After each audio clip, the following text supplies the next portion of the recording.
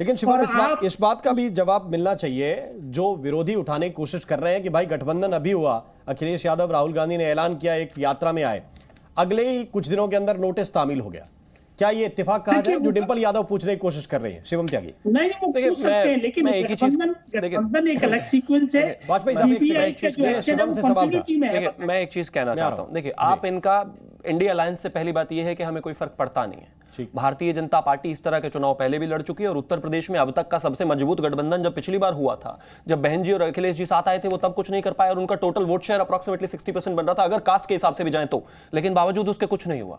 India alliance को जबरदस्ती बार बार ये जिस तरीके से प्रोपेगेट करके ये बताना चाहते हैं कि हम उनसे डरे हुए, नहीं भाई, हम पहले चुनाव लड़ चुके हैं, उनसे बुरी तरीके से शिकस्त दी थी हमने उनको। लेकिन अब जो आपने एक विषय उठाया, अगर हम भारतीय जनता पार्टी की 2014 के बाद की सरकारों की बात करें तो चाहे वो डी के शिव कुमार का 1 साल जेल में रहकर आना हो, चाहे वो पी चिदम्बरम का जेल में रहकर आना हो, चाहे ममता बनर्जी के 2 मिनिस्टर्स का अभी तक जेल में रहना हो, चाहे आम आदमी पार्टी के 3 मिनिस्टर्स का दिल्ली में जेल में रहना हो, चाहे तमाम लोगों पर वो बात कर ली जाए, चाहे राहुल गांधी और सोनिया गांधी का विषय रहा हो हेरल्ड वाले मामले में, जब वो 2011 में सुप्रीम कोर्ट में भी चले गए थे, बावजूद उसके केस बंद नहीं हुआ, चाहे वो एक और विषय हो मनीष सिसोदिया के मामले में भी अगर मैं बात करूं तो हाई कोर्ट ने ये टिप्पणी की थी उनकी जो बेल रिजेक्ट करते हुए कि इस मामले में उनका व्यवहार जो है वो बिल्कुल सही नहीं रहा। वो 18 मंत्रालयों के मिनिस्टर रहे, उप मुख्यमंत्री रहे, इंफ्लुएंशियल आदमी है, उनको बेल देना स्वाभाविक नहीं है, वो नहीं दिया जा सकता। और एक दूसरी टिप्पणी में उन्होंने कहा कि 338 करोड़ रुपए की जो ट्रेल है वो स्थापित होती है। कमाल की बात यह, इन सब टिप्पणियों के बाद भी you have the guts and courtesy to come and say कि नहीं, ये तो हमारे ऊपर जो है जबरदस्ती किया जा रहा है और हमारे ऊपर इस तरह का अत्याचार। बिल्कुल नहीं जी, पैसे खाए हैं इस देश के गरीब के, रिक्शे वाले के, ऑटो चलाने वाले के, किसान के, बिजली का काम करने वाले के, हर आदमी के। लेकिन अगर पैसे खाए हैं तो पैसे लौटाने पड़ेंगे और अगर ईमानदार हो तो न्यूज चैनल पर शिवम त्यागी या फिर किसी एंकर को बताने की आवश्यकता नहीं है, जाकर जज को बता दीजिए। अगर कन्विंस कर सकते हो तो वहां कीजिए, यहां मत कीजिए। ठीक, प्रियंका जी जवाब दीजिए। आप कोशिश करके मुझे इंटरप्ट मत कीजिएगा। उन्होंने काफी गंभीर और झूठे आरोप लगाए हैं। सुप्रीम कोर्ट की कोई टिप्पणी नहीं है, इनको शर्म आनी चाहिए, बीच में मत बोलिएगा। सुप्रीम कोर्ट की कोई टिप्पणी नहीं है। I have the proof of High Court, भेज दे रहा हूं आपको। I will use this language if you lie. No, I'm sorry, आप गलत बोल रहे हैं, झूठ बोल रही हैं। सुप्रीम कोर्ट बोले ना, सुप्रीम कोर्ट ने बोला कि 26 फरवरी को मनीष सिसोदिया को गिरफ्तार किया गया, उसके बाद ईडी ने अरेस्ट किया। मई में दिल्ली हाईकोर्ट ने मनीष सिसोदिया की जमानत याचिका खारिज करते हुए कहा था कि उनके खिलाफ काफी गंभीर आरोप हैं। कोर्ट में अपने आदेश में कहा था मनीष का इस मामले में व्यवहार भी सही नहीं रहा है और वो गवाहों को प्रभावित कर सकते हैं। इनके पास 18 विभाग रहे हैं, उप मुख्यमंत्री रह चुके हैं, इसलिए उनको जमानत नहीं दी जा सकती। झूठ प्रचार करते रहे। बिल्कुल झूठ प्रचार नहीं कर रहे हैं, बिल्कुल झूठ। आदमी जेल में है, बेल मिल नहीं रही, झूठा प्रचार हम कर रहे हैं, झूठ बोल रहे हैं आप। बिल्कुल आप बिल्कुल झूठ बोल रही हैं, बिल्कुल झूठ बोल रही हैं। और सुनिए, एक और टिप्पणी सुन लीजिए। ठीक है, कोर्ट ने सिसोदिया पर याचिका की सुनवाई करते हुए जमानत देने से इनकार कर दिया। Justice Sanjiv Khanna, justice SVN Bhatti की बेंच ने फैसला सुनाया और कहा कि जांच एजेंसी 338 करोड़ के लेन देन की अस्थायी रूप से बात साबित करती है। झूठ बोलना बंद कीजिए, झूठ बोलना बंद कीजिए। दूसरी बार अलाउ कर, झूठ का कन्वेंशन नहीं करेगा ये देश। झूठ बोलना बंद कीजिए। प्रियंका कक्कड़ जवाब दीजिए। झूठ बोलना बंद कीजिए। कोर्ट ऑर्डर्स को डिफाई कर रहे हैं, झूठ बोल रहे हैं। आपने पॉइंट रख दिया ना जनता के सामने, लेकिन झूठ क्यों आपने पॉइंट ये ना कहें कि मैं झूठ बोल रहा हूं। मत दोहराइए।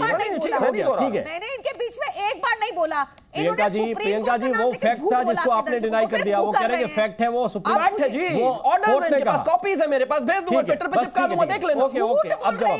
कोई झूठ नहीं है, इनको पता ओके प्लीज। अच्छा आप पढ़ दीजिए, आप सही वाला पढ़ दीजिए, कोई बात नहीं। प्रियंका जी आप बता दीजिए। हाई कोर्ट, भाई हाई कोर्ट जस्टिस का नाम बताया है, क्या हो गया आपको?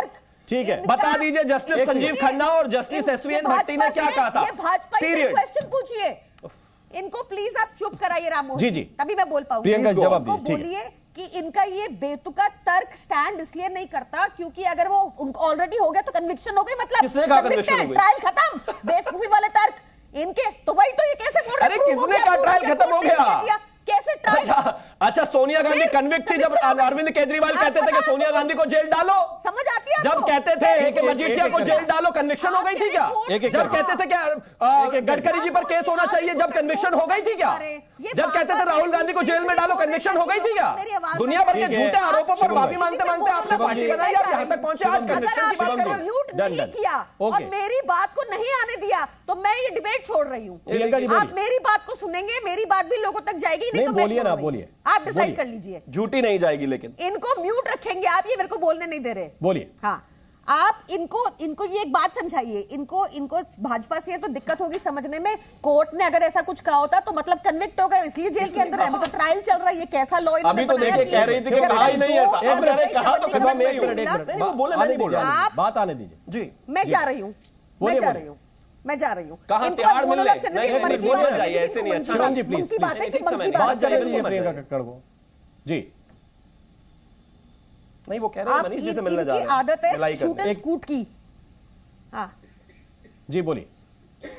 आप ये भाजपा ने, अगर आपके व्यूअर्स मैं मानती हूं इंटेलिजेंट व्यूअर है और वो ये समझेगा और इसलिए मुझे समझाना है। समझाइए। भाजपा ने 2019 में पीएमएलए कानून में संशोधन ऐसे कर दिए कि बिना किसी एविडेंस के आप किसी को भी लंबे समय तक जेल के अंदर रख सकते हैं। ये पिटीशन अलग से सुप्रीम कोर्ट में पेंडिंग है। ये मामला जब आएगा आप इसमें भी देखेंगे वही हुआ जो चंडीगढ़ मेयर इलेक्शन में मुंह की खानी पड़ी भाजपा को वोट चोरी के लिए, सेम होगा। दूसरी चीज आप ये समझिए कि आज भाजपा के सारे स्टेट लॉसेस में हैं, क्योंकि भाजपा अपनी जेबें भर रही है। बंगारू लक्ष्मण की पार्टी लोगों के लिए कुछ नहीं कर रही। दिल्ली इकलौता स्टेट है जो मुनाफे में है। दिल्ली इकलौता स्टेट है जहां पे आपको फ्री शिक्षा, फ्री पानी, फ्री बिजली, फ्री महिलाओं को बस यात्रा, फ्री बुजुर्गों को तीर्थ यात्रा इत्यादि मिलता है।